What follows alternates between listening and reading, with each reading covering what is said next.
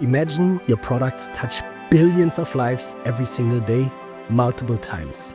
That's reality for Indorama Ventures, the world's biggest producer of PET and also the world's biggest recycler of PET. They basically operate in every single market in the world, producing plastic bottles, polyester t-shirts, airbags, you name it. With such scale comes a lot of responsibility, and that's why I'm excited to sit down with Colm Jordan today. Colm is the global head of advocacy and education at Indorama Ventures, and in his role, he basically has to monitor what's happening on a policy basis in every single market. Your shampoo, your detergent, your polyester t-shirts, the airbag in your car, or the PET bottle that you had with your salad for lunch. So we are leaders in all of our segments. We're the biggest producer and recycler of PET globally, and we take that seriously. He takes an active role in the plastic treaty, and he has a very interesting view on his own personal job and a very specific way how to stay sane. When you're feeling challenged, I always think that the way to overcome the challenge is basically to work harder. So without further ado, let's tune right in. This is Colm Jordan. The Striving, presented by Clean Hub. I think every single person on this planet has touched one of the products that your company produces. Can you maybe quickly introduce yourself and the organization that you work for? My name is Colm, and I'm based here in Dublin, Ireland, but I work for Indorama Ventures, a global company with headquarters and listed in Bangkok, Thailand. Your shampoo, your detergent, your polyester t-shirts, the airbag in your car, or the PET bottle that you had with your salad for lunch, we're probably touching billions of lives daily. And we have a responsibility with that. So we are leaders in all of our segments. We're the biggest producer and recycler of PET globally, and we take that seriously. So that means that we're constantly trying to make sure that we become a circular business model, that we have the recycling plants that can bring PET back into the circular economy, but also that we're using more renewable feedstocks like bio and recycled material to make sure that we have resource efficiency within not only our business, but our communities and our planet. Mm. There's a lot to unpack in there, I would say. Let's start with the circularity aspect in general, right? I think today already by numbers, PET as plastic bottle is already one of the most recycled plastics items out there, if not the most recycled through, and that goes for both formal and informal systems. So in Germany, we have the deposit return scheme, right, where you can just return the bottle. In other markets, this is the material that the informal sector likes to pick up the most. Can you speak a bit to the numbers, but also towards the limitations of the current status quo? So about globally, according to the UNEP report, I think globally we're at about between kind of 40 and 50% recycling for PET. In Europe, according to ICIS, we're collecting about 74% of the PET bottles across Europe, and that was in 2023. And the plastic bottles or the PET bottles in Europe, the beverage ones, have on average, according again to ICIS from 2023, about 24% recycled content.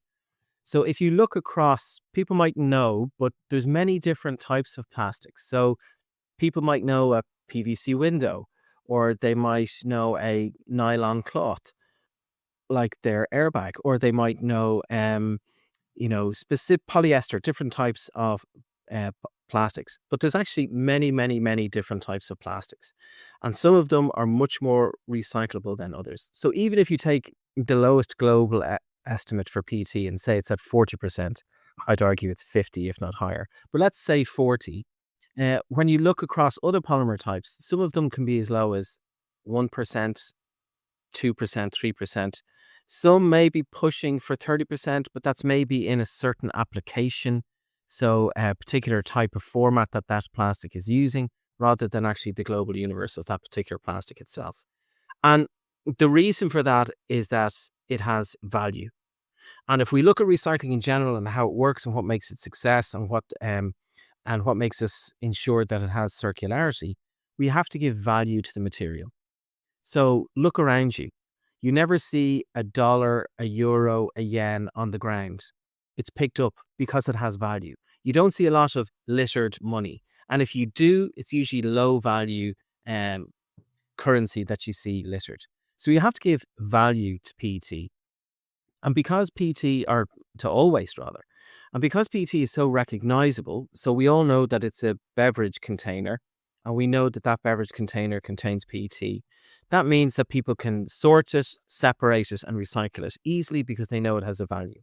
If you have a place where maybe landfilling is totally free, well, then why would you bother to sort and separate something if you can just landfill it for no cost or burn it at very low cost? So the economics of recycling and the way that you're able to identify a PET bottle and you know that it's going to give you value because there's an active secondary market buying up PET to recycle it into new applications. That's what pushes PET ahead of other material types. Now, in time, they will get to that when their recycling technology comes up to speed and is scalable globally.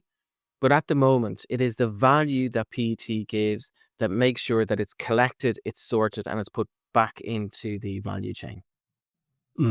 I think as Indorama, you're in a quite interesting situation, right? Because on the one hand, you have virgin material. On the other hand, I think by numbers also are the biggest PET recycler globally.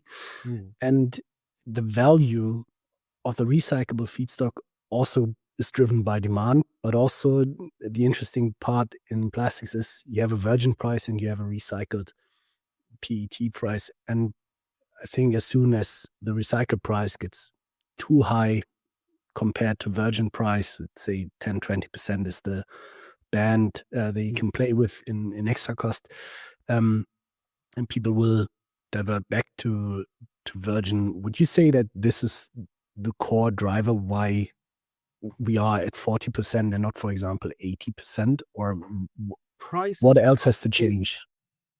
I agree with you. There's no doubt price is a factor. There's other things like the law.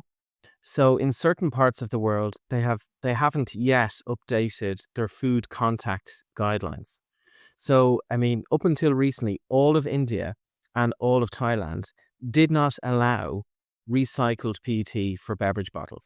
So about 18% of the world wasn't able as a market to produce. And that means that, if you go to a bank and say, please allow me to invest, please allow me to build more recycling plants, they're going to be skeptical because they know that it is against the law for you to produce the material that's there. So food contact material plays another part.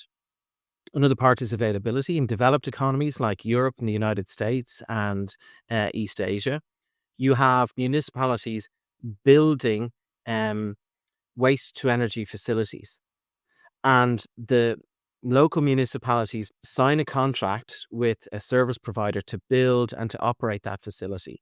And they say to them, okay, please build this for us. And we contract to supply you with material. So it's very difficult for us to get PET and other recyclable materials out of that waste stream when municipalities are contractually obliged to send the municipal waste to these facilities to be burnt. They have to feed these incinerators. So those make up components. But on price, that is an issue. So we have to point out that, unlike virgin, where you can have an extremely large plant, producing a million tons, and that's based on kind of raw chemicals that come in, it runs smoothly. Recycling is complex. So you have to get the bottles, they have to be sorted, they have to be, washed and sterilized and so on. And you can do that on, in comparison to virgin, a relatively small scale. And it must be done locally. There's no point shipping around bales of post-consumer bottles all over the world. You should do it where they're eventually going to be consumed. So that adds a cost. So the purchasing of bales adds a cost. But as we see collection increase and increase and increase, we should expect to see the amount that we're being charged for buying the bales to be reduced. So ultimately, over time, those two prices will come together. And we've seen that in other materials where at one stage you had one price for recycled and one price for virgin, and now they've virtually merged. But the other thing is, despite the price that comes along with recycled PET, which can act as a disincentive, we also have to realize that there's incredible value delivered through using a recyclable material. So oftentimes you'll see big consumer-facing companies make great play and great PR about the fact that they are using recycled materials. You'll see them communicate with investors who are looking to make sure that they have a sustainable investment, and they will promote that to them to make sure that they are available to be invested in by the broadest possible group. You'll see them going to ratings agencies saying, okay, I need to, tick a box on a score, and I need to show to you or highlight to you that I'm using recycled materials. So whilst there are costs there, we can't look at the cost of everything and the value of nothing, as my mother might say. We have to consider, is there an added benefit to this company beyond simply conveying our product to market that is enhancing our reputation, that is enhancing our investor relations, that is enhancing our scores with major rating agencies? So those three key added values must come into consideration when you look at price, rather than simply, how do I convey my product from my factory door through the retailer to the customer? Mm. And I think, I've been to India, I've been to Indonesia, Philippines. I grew up in Germany, and wherever you go, you see people collecting PET. Even in Germany, right? People will go through trash bins, or by now it's already behavior that you put your deposit bottles next to the bin, so people that collect it don't have to dig through the bin, which is proof that there's tremendous value within PET. And because it is so easily recyclable, and I think there's also paths, right? Even if you can't use it as a food contact, you can then turn it into fiber for clothing or for a fleece jacket or whatever, which has its own challenges. But where I'm trying to go with this question is, if I'm a brand and I need to package my goods, are there technical limitations to PET? Because the question that I always ask myself, why is not everything packed in PET if it's such a great material and it can be so easily recycled? Can you speak to that? Yeah, so the straight answer is I don't know. I think that there are some barrier materials. So, if you take, for instance, beer, so beer, that the shelf life in beer can be reduced if you have it in PET. So if I go to a soccer match in Germany, as you say, outside there are people with supermarket trolleys who will collect the bottles to go to recycling. But when I go into the stadium, it's often in PET bottles that my beer is given. But that can last for, say, a couple of weeks, where if it was in glass, it could last longer, because the fizz sometimes would escape, given the pressures that are used for beer. So beer is certainly challenging for us. Now, we're overcoming that by using different types of barriers and by manipulating the chemistry of our PET to become a better product. We've recently been able to launch a PET bottle that's suitable for sparkling wines. So when you think about the massive reduction in weight, the massive reduction in carbon footprint, that's becoming increasingly more popular. And I know companies like Alpla have a wine bottle as well. So we're seeing that coming more online. Whilst you mightn't see it on your supermarket shelf today, what I'm certainly seeing is that people are coming to us, asking us to create innovation for them. So one of them is the humble yogurt pot. So at the moment, there's many, many different materials in most yogurt pots. They could have a paper wrap. They could have one type of plastic at the top, another type on the bottom, in terms of thickness and materiality and so on. But the big thing for them is they want the yogurt pots to snap apart. That's what they're looking for. And because of the strength of PET, it just wouldn't break apart, because that's how they sell them. They sell them in 4s, 2s, or 6s. So we, with our polymer engineers, were able to work on that and to deliver a product for them that they can then use. So we're going to see a shift now from people moving out of unrecyclable materials into more recyclable materials. And that's going to happen across the globe. Milk often put into cartons, which are multi-material and can be difficult to recycle. And because of that, they're not reaching the criteria of fully recyclable in practice and at scale. So we're seeing countries like the Swiss began to move into milk produced in PET bottles. So the Swiss are, you can't think of milk in the world, right? Thinking of the Swiss people, these are experts in what they do. And that particular shift I thought was very interesting. So you're going to see these shifts coming, and you mightn't see them on your supermarket shelves now, but I think that they are on their way. There is, of course, a huge amount of uncertainty because we have in the background an elephant in the room, which is the plastics treaty negotiations. So if you're looking to bring out a new product or to materially shift from an unrecyclable material into a recyclable or possibly even recycled material, you're going to want to know what the legislative landscape is like. So, I believe that the plastics treaty should be, we should have an ambitious, agreed, legally enforceable plastic treaty. Just want to say that clearly. What I've been lobbying for is designed for recycling rules. I've been lobbying for extended producer responsibility. And I think that when we get there and people see the writing on the wall and they have some sense of certainty on what's going to be there, I think we'll then begin to see big shifts. And ultimately, we could see very similar to the PPWR and to the SUP that we have in Europe, the Single-Use Plastics Directive and the Packaging Waste regulation in Europe. We're going to see those become globalized through things like the plastics treaty. So with that all being up in the air at the moment, I don't think that people are willing to push the button and to switch everything into PET just yet. But once we get that circularly behind us and we know what the future holds in certain respects, I think we're going to see a massive move into that area. What do you think for the plastic treaty itself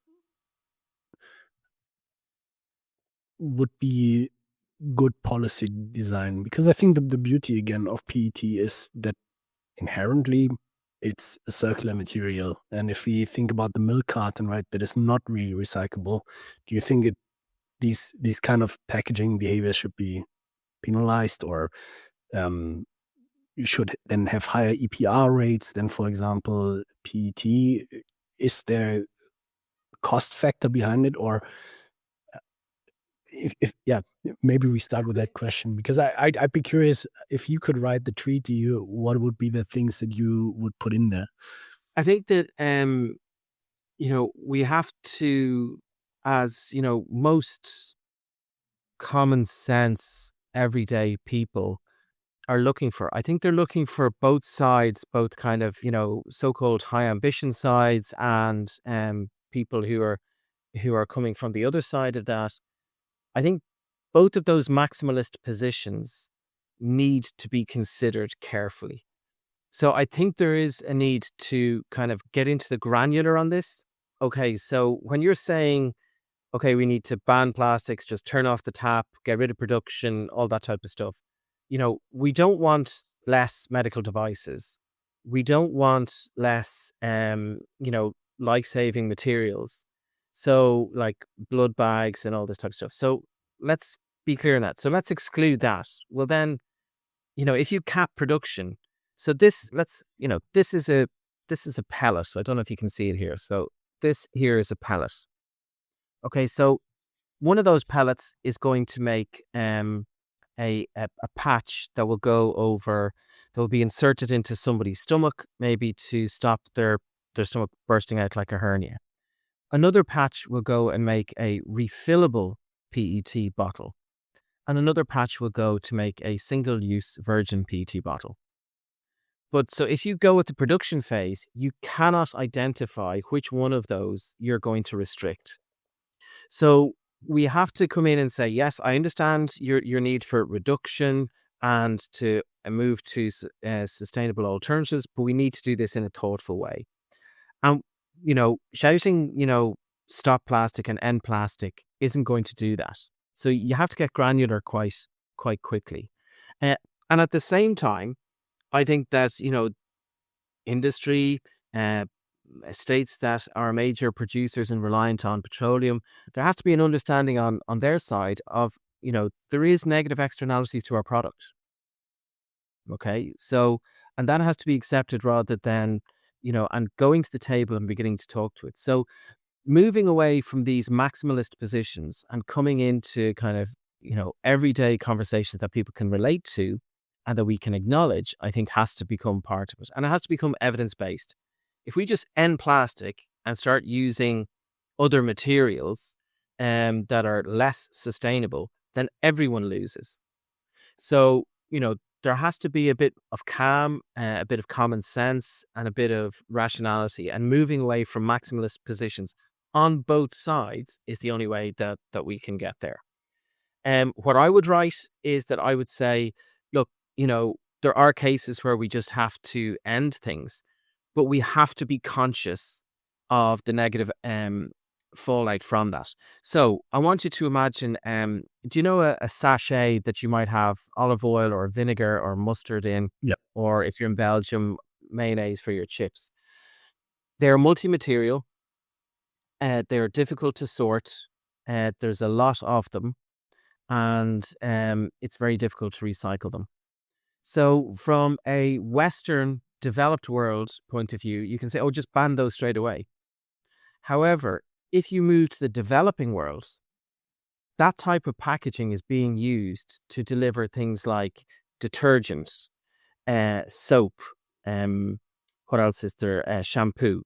So developing countries and the people within them simply cannot afford to go out and buy 500 milliliters of shampoo or a liter of detergent or something like that. So they're using these as a way to actually access product to develop them. So there should be a provision for transition, for social justice, for affordability, and acknowledging that, I'm often on calls and I will have people very condescendingly and very smugly turn around and say, we don't need bottled water. This is totally disgraceful. Go to communities that don't have water going into their houses because they don't have houses. And they are grateful to have either a large container bringing water back to their home from the well, or they're grateful when they, in times of need, say natural disaster, that they can have a PET bottle. So there needs to be some recognition that there is no moral certainty in the positions on both sides and moving towards agreement. I think it's a general issue with our society lately, that we have these maximalist positions and it seems like we can't agree on anything anymore. And the treaty is the public theater for just that. And I agree with so many points that you made. I think one thing, if we speak about sachets and the bottled water industry, one of the arguments that then typically comes is, yeah, but the companies benefit from selling these products. They can open up a new consumer group through that. And this is then where, for me, the extended producer responsibility comes in, because the thing that I find difficult is if we allow companies to sell a product where they know that there's no system to manage the packaging for it into a market. And I think this is where then extended producer responsibility is so important, that there's money set aside to build the infrastructure to deal with the waste that is created, right? What are your thoughts on that? There must be extended producer responsibility to help make the economics work, but there also has to be a shared responsibility.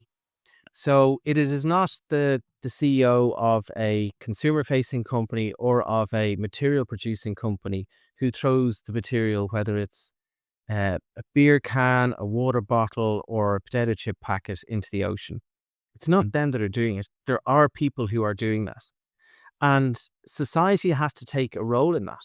So where you have people who are littering, littering and illegal dumping are criminal activities in a lot of situations. So if you have companies paying for that, you create a license to do that, because the state isn't going to do anything and say, well, I'll just charge the companies more. So there has to be a shared responsibility where, we as taxpayers contribute for some of those people who are creating illegal activity, because we do it in every other sector. So there has to be, I acknowledge that there has to be something done, but there has to be an honest appraisal of who is doing it. There is a chronic problem with food waste around the world. It generates massive amounts of CO2 emissions. There can be there can be, biopollutants in some of these. Nobody on the planet would say that we need to have less farmers. Mm. And if you look at any other situation where you need to regulate or where there's a problem, there's very few cases where you go to the top. You always look at where the negative externality happens. Mm. So if we take a serious view on littering and if we take a serious view on disposal, that is a better way to doing it. And, we also have to be honest. As a society, all of us, whether we're in Sweden, Germany, or the Gambia, or Guatemala, or Thailand, all of us have failed a little bit in terms of being happy that our money that we pay to our municipalities through council taxes or whatever, and the tax we pay, we have underinvested in waste recycling. And we have done this for years. And to now turn around and going to say, oh, well, it's the big corporates. Yes, I think it's true that they should do it, but we have to, reflect on ourselves a bit. So just in the city that I'm in Dublin at the moment, I've seen the number of bins on the street reduce. Because the councils, if they put bins on the street, they have to figure out something to do with the waste that they collect. So now for people to go around and say, oh, well, there's litter here. Is the litter on the fault of the municipalities? Or is it on the fault of the litter bug? Or is it on the fault of the people who produced it? Or is it of the fault of the material producers? It's all of us. And there's a collective responsibility, a shared responsibility to act on that. And lumping it on one individual, if I say, oh, this whole problem is only to do with litter bugs, I don't think that's helpful. But I think we have to acknowledge that there's a shared approach to it. So that's how I think that we can get to this. And where you have, at the moment, many governments and municipalities have the responsibility to pay for waste removal, waste collection, and so on. Where you have EPR, you effectively privatize that system. Now, as a citizenry, we have to ask our governments, I was paying a municipality to deliver a service or a government to deliver a service, waste collection or waste processing. That is now being ostensibly privatized through EPR.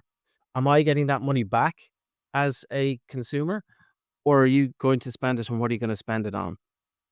So, there's many questions to ask in this space beyond the people who are subject to EPR. No, I agree with, I think, 80%. The one thing where I think extended producer responsibility is super important is, through my work, for example, I see informal settlements, right? And there simply is no waste collection. There is no bin nowhere, anywhere. And yet the distribution of products still make their way into these informal settlements. There are companies that benefit from selling these single-serve units to people. And I think this is then a collective failure of both the municipalities, but also of the brands, that they say, it's like, well, this is not really my problem. It's on the municipalities. So there's the Spider-Man meme where all the different Spider-Mans point at each other and say, it's like, no, it's on you, it's on you. And I think this is where money is important, because often or many times these informal settlements are also low income, right? So there's not a lot of tax money. Even if you have 20% of your budget set aside for waste management, that will not be enough to manage scientifically all the waste of the people that live there. And this is where then EPR needs to come in. And maybe it would be fair that this goes a bit far, but if I buy a product from that brand here in Germany, a certain amount is then also there to manage the waste somewhere else, as one idea, because I can afford 0.5 cent on the product, which might already be a lot for somebody else that lives from $3-4 a day.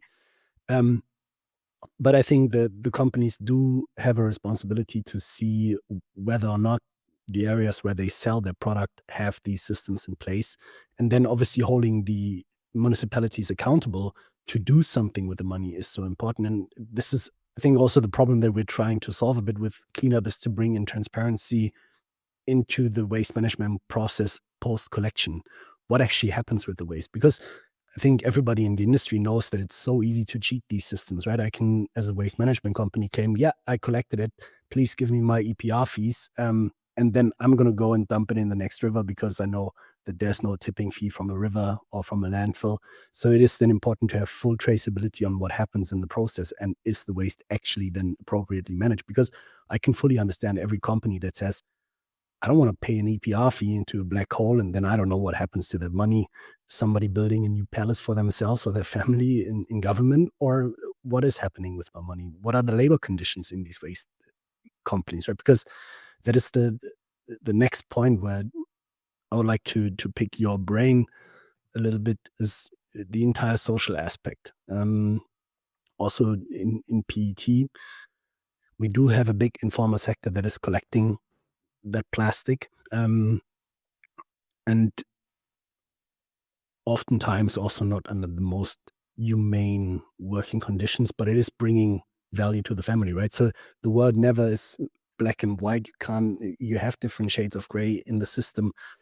How do you think the treaty can also help in the social aspect of Well, waste? I think it has done a lot, and what I mean by that is that, you know, the number one thing we need in the informal sector, and I want to acknowledge that I'm saying this as a person who looks and speaks the way I do and who lives in the West, right? So I need to acknowledge that. But from speaking to these communities and from working with them and trying to support them and trying to reach out, the one thing that we're missing here is dignity and respect in everything within the informal sector. So you see a lot of kind of paternal and, good-willed work coming in, with people rushing into, the informal sector saying, oh, you need protective equipment. Here you go. Here's lots of protective equipment. Oh, you need more prices. Okay, we'll give you better prices and so on. And I've been guilty of that at times. Um, but realistically, there could be other things that they need when you sit down and ask them. Some of them, what they really need is a bank account. For others, what they really need is maybe a phone. For others, it could be security. So if you're an informal waste picker and you've collected cans and bottles and you know you're going to get value to this, and you return it to our factory gate or whoever's, an aggregator most likely, if they pay you cash, when you leave, there's a good chance that you're going to be mugged. So what can we do for the safety in that community? So, and that's an example of something that's maybe overlooked when people come in and say, okay, we need wraparound services, we need protective equipment, maybe the one thing that they really need is a phone. Mm. So, to be an enabling process rather than a prescriptive, here's what you need. So I think what the treaty has done is it has opened the eyes of many people that this is a well-represented, coherent, policy-based stakeholder that can speak for itself and that demands a seat at the table and demands to be recognized. So, and just by going through the negotiation process itself, that has been a major achievement for the informal sector. And, we all need to wake up a little bit here. About 60% of all the world's waste, not just PET, but just all the waste, 60% is collected by litter pickers. And another important point is that a lot of that community select this as a career. So, and, now let's not forget that there is forced labor, there is child labor, and we have to constantly be vigilant against that, campaign against it, and eradicate it.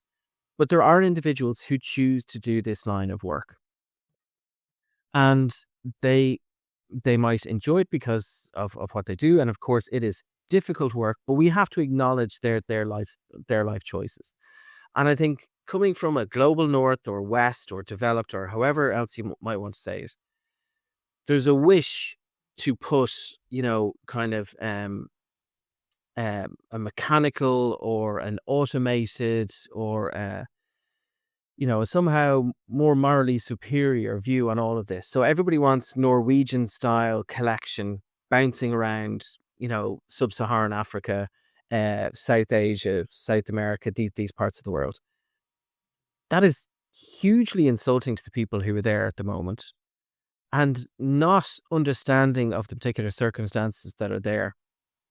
So, we need to deal with them in the case of dignity and respect, and we also have to build global binding guidelines that are flexible enough to reflect and include an informal sector, and not simply take, off the shelf a European EPR and dump it into a country where it's wholly inappropriate.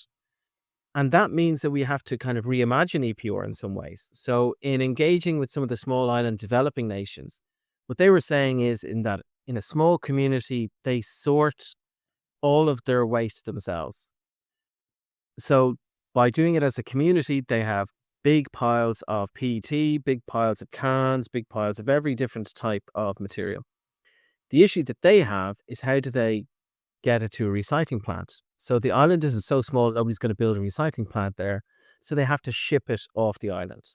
So they're saying, we don't want EPR because, that's just, it's not going to do anything. We've done all the sorting. We need somebody to come along and give us a boat. And you're trying to say, well, if you reimagine EPR, it could be a way of connecting what you've already collected with the recyclers. It doesn't have to be a European off-the-shelf style EPR. So, and that's beginning to happen. It wasn't happening up until INC 5.4, it wasn't. And at INC 5.1, EPR got rejected, and I couldn't believe it. But the reason that it got rejected was because the waste pickers stood up, and because they expressed their view, and they felt that they were being cut out from this, and that their role wasn't valued. At INC 5.2, we began to see things like the Consumer Goods Council published a report on what EPR could look like in low-income nations and middle-income nations. We began to see the representatives of the informal sector talking more about trying to engage with EPR. So that's how I think it's going to change, and that's how it's going to do it. Just to come back earlier, I think you were talking earlier about, how is it right to put something onto the market, say a single serve sachet or something, if you know. I agree with you, but we also have to try and balance rights. So, we're in a very complex space here where we have to try and balance rights. So, if we do things knowing that, okay, this person's going to have material, but it's not going to be recycled. But on the other hand, we're going to deny them soap, detergent, and shampoo. We have to try and balance it out.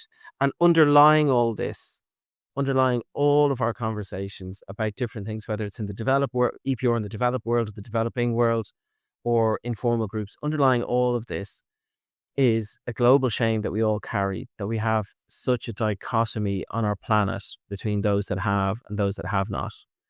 And, that's not for this podcast maybe, but that's something that maybe we can all take away if we're listening to this, to say, are we supporting development NGOs? Are we supporting the Sustainable Development Goals? Are we voting for people who are looking at enabling laws and supports that will raise people out of poverty rather than handouts that will keep them down? And we have to reflect on that. And, the Millennium Goals, we're 25 years in now. Maybe it's time that we revisit those and double down, because we've seen across the world that development aid is being wiped out and disappearing. And we have to make sure that we have a global campaign to increase that and to get that back. Because if we're constantly looking at areas where we have social deprivation, social inequality, that will permeate every issue that we have, whether it's the circular economy, whether it's democracy, whether it's rights, whether it's education, whether it's defense, whether it's immigration. That will permeate everything. And it's something that we have to get right first. Sorry, bit of a rant there, but there you No, not at all. I was about to say, wow, that would be a perfect closing statement. But I have more questions for you if Good. you still have the time. I want to make one correction. What I didn't want to say, we should deny people access to goods. I think everybody on the planet should have access to they are essentials. yeah, I'm also missing the English term right now. We don't know if humanity has free will, but they can make their own decisions. I think we don't have to tell people what they can and can't do necessarily. So if you want to buy single serve sachet, fine. What I was saying is there's a company behind it, most likely profiting from that sell. And I think they do have a responsibility to look closely into what is also happening post-consumption with my packaged good. Absolutely, And then, absolutely, and that goes back to my point about the treaty about, we need to accept the negative externality of a lot of our products. That's the cost of sitting at the table of people discussions. I think in the end, I think even the term sustainability it should not be used that much, but we should talk about externalities of processes. There is not a single process in this world that has no externality. Even this podcast recording creates certain externalities that we should, in theory, worry about. And we should, in my eyes, treat externalities almost like a commodity, and then there can be, or capitalism can do its magic and drive the costs down to handle these externalities, while we need monitoring bodies that make sure that social compliance, that the entire social system around is not being ignored, so that these savings 100%. Yeah, and I think this should be way more the conversation that should be there, because maybe we can bring the cost of waste management down tremendously, that we don't need that much EPR. And this is where I wanted to um, ask you that question again, because I see it the same way, right? We have projects across the globe with cleanup. And in some cases, on small island states, it's the logistic costs that need funding. In other cases, you need to fund the infrastructure to bring the cost per ton down. Sometimes you need a truck that you can transport more, sometimes a baling machine that you have less transport costs. So in the end, the communities know best what they need to invest in, be it on a single unit, like one picker knows best what do I need to make my process better, or an entire company, or sometimes a municipality can say this is what I need. And I know that you have global responsibility. How do you prioritize? How do you stay sane as Colm? Well, I don't think I am saying, but no, it is uh, relentless to see that, one thing that I always find interesting is that everybody has this self exceptionalism. So, we have a policy that works. We know that it works in Australia, Canada, Europe, some island nations. And you go to places and they say, no, no, no, that'll never work here. No, you see, we're special because, and I find that very frustrating that every time you go with a policy solution, or you go with some evidence, people will just push back from the table and say, no, no, no, no, here is different. And it's not, I mean, all humankind is the same. We all love our children equally. And similarly, there's policy solutions that work in Thailand that can work just as well in Italy, that can work just as well in Texas. So, I find that very difficult. But the other thing is that there are examples right now of how we can do things better. In Germany, in their natural mineral water setting, we have refillable PET bottles. Mm. So, it's incredibly circular. We have that in South America. We have it in South Africa, the country, where we're seeing large format 2-liter generic bottles being used in refill systems. We're achieving all of the targets that the European Union is setting out for us. So Ireland just recently announced that the DRS is collecting about 74% of the PET bottles. And once you add on what's collected in other streams, you get up to about 90%. So 9 out of 10 bottles are there. So the progress is slow. But when you're feeling challenged, I always think that the way to overcome the challenge is basically to work harder. So, if that means that you have to write another policy paper, if that means you have to meet more people, if that means you have to go away and reflect on yourself and lie in the bed at night and say, okay, did I explain myself correctly? Was I coming across as arrogant? Was I coming across as too confident? How can I be more humble? How can I give them the opportunity to have a win? that type of self-reflection allows you to change gears, to change how you're doing it, and to go again. So, and we, as a company, Indorama Ventures, we have a global leadership meeting where we come together and we hear from our leaders and we get direction for the year. And one of the things they do is they get a guest speaker in. And we got this fabulous native French person who's living in Australia. His name escapes me at the moment, but he was talking to us. And one of the takeaways I got was that he was demanding that we put time into our diaries to reflect and to try and think about it. And one of the things that I do, or that I realized when he was telling me this, is that I walk the dog twice a day. And when I'm walking the dog, I'm usually thinking about, how do I order that PowerPoint presentation? How do I make a different argument? What evidence do I need to make a compelling case? How can I reach the goals that the senior leaders have given me? How can I motivate the team to deliver on our KPIs? So this fantastic business guru coming in and telling us, to put 20-minute or 30-minute segments into our diary to try and reflect. I realized I was doing that because I had a dog who just needed to be walked around. So getting out every day, getting into nature, having that free time, taking off the headphones, thinking about your day, ordering your goals, changing things around. That really energizes me and enables me to go forward. Well, that sounds good. And with my dog, maybe you can hear her snoring in the background. I have to be careful that she doesn't eat scrap from the street, which brings us back to littering and pollution.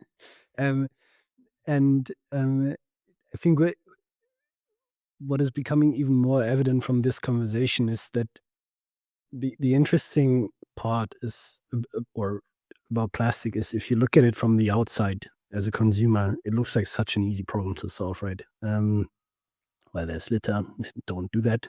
Put it in a bin, manage it appropriately.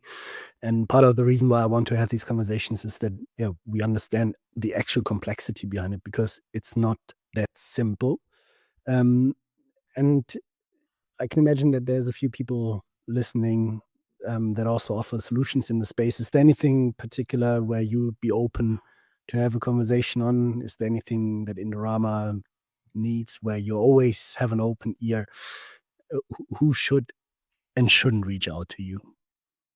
Well, I'm not commercial, so I think anybody who's looking at a policy discussion or looking at partnerships or looking at memberships or looking at things like that, I think that's where I can add to their space. Kind of procurement, sales, all of that. That's for my betters within the business who are experts in that commerciality. But I think if people are looking to partner, if they're looking to build coalitions on different positions, I think that's somewhere where I'm really comfortable and where I can help. And one of the things is that what we've seen from this treaty is when this treaty is passed and when it has binding and ambitious goals, we're going to move to a COP, or Conference of Parties, meeting every single year. And when we get to that, we're going to have to, that will pass laws that will then go down into every nation across the world. So there's going to be more and more lobbying, there's going to be more and more advocacy, and there's going to be more and more discussion about it. So we have to shift into a transparency place. So we've published our advocacy transparency report. We got it externally validated by Bureau Veritas, and we're setting out to people what we're saying and how we're saying it and where we're doing it. And I think that's going to become increasingly important. And I'm very interested in hearing about how people can advance transparency, particularly around advocacy and lobbying. We believe we're in the vanguard. We're the only company in the world that has a standalone, externally verified advocacy report. But we want to kind of continue to build on that. And that's something I'd love to hear more about, because with all of circularity, a lot of it comes down, unfortunately, not to fact, but to an opinion. And when you have opinions, that's when you need advocacy to come in and to fill that with an evidence-based foundation. And there's going to be more and more of that. And it has to be regulated, and we have to be transparent in it. So let's talk about it. Perfect. And I'm very happy that basically every statement you make is on point, almost sounds like a closing statement. And I think this is it for now. Thank you so much for taking the time today, Colm. That was very Honored to be insightful. Joe. Great to talk to you. If you enjoyed this episode, make sure to subscribe to our YouTube and our Instagram. The Striving, presented by Clean Hub.